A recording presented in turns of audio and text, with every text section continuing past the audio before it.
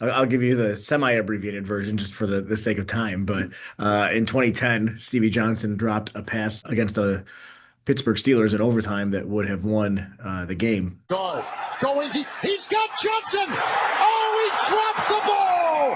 That would have been the game winner. And we said that Fitzpatrick was fearless. He takes a shot down the field, working against Taylor with Clark coming over, and all he has to do is hold on. The Steelers went on to win that game in overtime.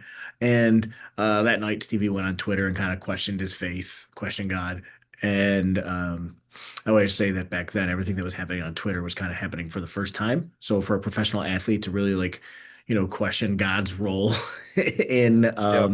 professional sports and everything, it drew a lot of news attention, which was in some ways a big deal because the only time the Bills ever got attention was when they're on the highlight reel of some other team back then during the drought. But Bills fans, being the supportive bunch we are of our players, we were on Twitter that night, I remember, and just encouraging him, telling him to keep his head up, bright future ahead of him, all of that stuff.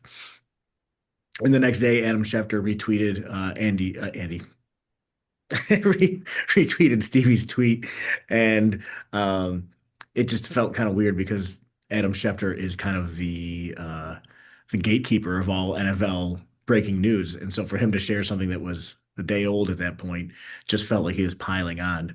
Which of course he wasn't doing that, but Bills fans, we can be a sensitive bunch. Yeah. And so we started poking fun at him, and one of my co-founders, Bree, created a hashtag called Schefter Breaking News, and we started sharing all kinds of old news updates with that hashtag. And I think we annoyed Adam enough for the day or so that we were doing it that he blocked all of us. So it's an inside joke. Several months later, I just coined the phrase. I called us the Bills Mafia, kind of like a tongue-in-cheek reference, like, "Oh, we're so bad, we're so mean to Adam," and it just kind of went viral from there. Other fans started using it, players, the media, and then eventually, 9 years later, the Bills adopted it as the name of the fan base.